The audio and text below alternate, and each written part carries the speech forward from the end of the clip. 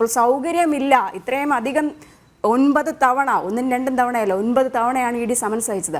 എന്നിട്ട് പോലും ഒരു ദിവസം പോലും അതിന് ഹാജരാകാൻ തയ്യാറാകാൻ അല്ലെങ്കിൽ സമൻസ് കൈപ്പറ്റാൻ പോലും തയ്യാറാകാത്തൊരു വ്യക്തിയായിരുന്നു അരവിന്ദ് കെജ്രിവാൾ. അപ്പോൾ അഴിമതി ഉണ്ട് എന്നുള്ളൊരു കാര്യം വ്യക്തമാണ്. അതുകൊണ്ട് തന്നെയാണ് സമയം കഴിഞ്ഞിരിക്കുമ്പോൾ KVS ഹരിദാസിനാണ് ഒരു പക്ഷേ അത് കംപ്ലീറ്റ് ആവുള്ളൂ. അതുകൊണ്ടാണ്, സോറി, ക്ഷമിക്കണം. എന്താ പ്രശ്നം അറിയോ? അതായത് സിസോദിയെ അറസ്റ്റ് ചെയ്യുന്ന സമയത്ത് തന്നെ കേജ്രിവാൾ പ്രസ് മീറ്റ് നടത്തി പറഞ്ഞു, അടുത്ത അറസ്റ്റ് ചെയ്യാൻ പോകുന്ന ഞാനാണ്. നിങ്ങൾ എന്താ വിചാരിച്ചത്? ഞങ്ങൾ ഇത് എപ്പോൾ നടക്കും, ഈ അറസ്റ്റ് എപ്പോൾ ഉണ്ടാവും എന്ന് വിചാരിച്ചിരിക്കുന്നത്? ഞങ്ങൾക്കറിയാം അറസ്റ്റ് ചെയ്യുമെന്ന്. അത് ഇലക്ഷന് മുമ്പ് അറസ്റ്റ് എപ്പോൾ ചെയ്യുന്നത് മാത്രമായിരുന്നു ഞങ്ങളുടെ ചിന്ത. കാരണം നരേന്ദ്രമോദിക്ക് ബദലായി ഇന്ത്യ മതേതര സഖ്യത്തിൻ്റെ മുഖമായി കേജ്രിവാൾ ഉണ്ടായാൽ അതിന് മറുപടി പറയാൻ മോദിക്ക് കഴിയില്ല. അതിനുള്ള സംവിധാനമില്ല. ജനങ്ങൾ മടുത്തു തുടങ്ങി ഈ സംവിധാനത്തെ. അതുകൊണ്ട് അദ്ദേഹം മാറി നിൽക്കണം എന്ന് ഇവർ തീരുമാനിച്ചതാണ്. ഇതിനു മുമ്പേ തിരക്കഥ എഴുതി വെച്ചതാണ്. അതുകൊണ്ട് ഞാൻ പറഞ്ഞ് അവസാനിപ്പിക്കാം. പക്ഷേ ഈയുടെ സമൻസ്, ആ സമൻസിലേക്ക് പോകാൻ പറ്റില്ല എന്ന നിലപാട് തന്നെ എടുത്തത്. ഹരിദാസ്, താങ്കളാണ് ഇതിന് മറുപടി പറയണം. കാരണം താങ്കൾ തന്നെ നേരത്തെ പറഞ്ഞതുപോലെ തന്നെ നിരവധി തവണയാണ് സമൻസ് അയച്ചിരിക്കുന്നത് ഇ ഡി. ആ അന്വേഷണ ഏജൻസിക്ക് മുന്നിൽ ഹാജരാകില്ല എന്ന നിർബന്ധ ബുദ്ധി അതാണ് ഈ അറസ്റ്റിലേക്ക് നയിച്ചത് പോലും.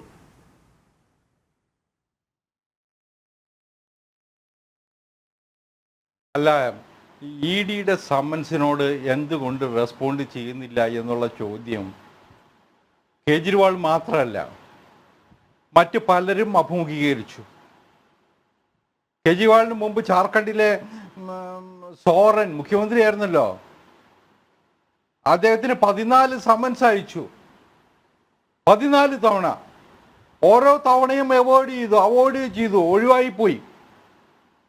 അദ്ദേഹം അവിടെ അദ്ദേഹത്തിന്റെ സാമ്രാജ്യത്തിൽ റെയ്ഡിൽ ചെന്ന ഇ ഡി ഉദ്യോഗസ്ഥന്മാർക്കെതിരായിട്ട് കള്ള കേസെടുത്തു. പട്ടികവർഗ പീഡന കേസ് പോലും ഇ ഡി ഉദ്യോഗസ്ഥന്മാർക്കെതിരായിട്ട് എടുത്തു. മറന്നു പോകരുത്. അവസാനം സോറൻ ചെന്ന് പെട്ടത് എവിടെയാ? ഇന്ന് ജയിലിലാണ് അദ്ദേഹം. അഴിമതി കേസിൽ പെട്ട ആളാണ്. അതുകൊണ്ട് ഇ ഡിയെ അവോയ്ഡ് ചെയ്യാം എന്ന് വിചാരിക്കാനുള്ള അവകാശമൊക്കെ ഉണ്ട്. അതിനുള്ള ശ്രമങ്ങൾ നടത്താനുള്ള അധികാരവും അവകാശവും ഉണ്ട്. പക്ഷെ ഇന്നത്തെ രാജ്യത്തെ നീതിന്യായ കോടതി ഒരു കാര്യം കാണുന്നുണ്ട്. സമൻസ് അയച്ചാൽ പോയേ പറ്റുള്ളൂ എന്നുള്ളൊരു നിലപാട് സുപ്രീം കോടതി അടക്കം എടുത്തിട്ടുണ്ട്. അത് മനസ്സിലാക്കി ബിഹേവ് ചെയ്യാനുള്ള മര്യാദ ഒരു ഭരണഘടനാ സ്ഥാപനത്തിന്റെ തലപ്പത്തിരിക്കുന്ന കേജ്രിവാൾ കാണിച്ചില്ല എന്നതാണ് യാഥാർത്ഥ്യം. കേജ്രിവാൾ റെസ്പോണ്ട് ചെയ്യേണ്ടതായിരുന്നു. അദ്ദേഹം ഭരണഘടനാ പദവി വഹിക്കുന്ന ഒരാളാണ്, മുഖ്യമന്ത്രി കസേരയിൽ ഇരിക്കുന്ന ഒരാളായിരുന്നു. ആ സമയത്ത് ഇത്തരത്തിലുള്ള നോട്ടീസ് കിട്ടുമ്പോൾ അതിനോട് ഭാവാത്മകമായിട്ട് പ്രതികരിക്കേണ്ടതായിരുന്നു.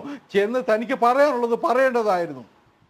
ഇപ്പൊ കേജ്രിവാളും സോറനും മാത്രമല്ല, നമ്മുടെ കേരളത്തിലുണ്ട് ചില നേതാക്കന്മാര് 5-6 തവണ സമൻസ് കൊടുത്തിട്ട് എനിക്ക് സൗകര്യമില്ല എന്നും പറഞ്ഞ് നടക്കുന്ന ചില തമ്പരാക്കന്മാർ ഇവിടെ ഉണ്ടല്ലോ. അവരുടെ ഗതിയും വളരെയേറെ ഒന്നും വ്യത്യസ്തമാകാൻ പോകുന്നില്ല എന്ന് വിചാരിക്കുന്ന ഒരാളാണ് ഞാനൊരു രാഷ്ട്രീയ നിരീക്ഷകൻ എന്ന നിലയിൽ എൻ്റെ വിലയിരുത്തല് സോറനും കേജ്രിവാളിനും സംഭവിച്ചത് തന്നെയായിരിക്കും ഈ കേരളത്തിലെ നേതാക്കന്മാർക്ക് സംഭവിക്കാൻ പോകുന്നത്. മാത്രമല്ല, ഇപ്പൊ കേജ്രിവാളിനെ കുറിച്ച് വലിയ മഹത്വം പറഞ്ഞല്ലോ. അണ്ണാ ഹസാരയുടെ തണലിൽ പണ്ട് ഡൽഹിയിൽ നടത്തിയ സമരം നമ്മളൊക്കെ ഓർക്കുന്നുണ്ടാവും. അത് രാഷ്ട്രീയമില്ലാത്ത സമരമായിരുന്നു. അവസാനം അണ്ണാ ഹസാരെ ബാക്ക് സ്റ്റാപ്പ് ചെയ്തിട്ടാണ് ഈ പുതിയ രാഷ്ട്രീയ പ്രസ്ഥാനം ഉടലെടുത്തത്. കേജ്രിവാളിനെ കുറിച്ച് യഥാർത്ഥ ചിത്രം കിട്ടണമെങ്കിൽ അണ്ണാ ഹസാരോട് സംസാരിച്ചാൽ മതി എന്ന് മാധ്യമപ്രവർത്തകർ പറയുന്നത് ഞാൻ കേട്ടിട്ടുണ്ട്.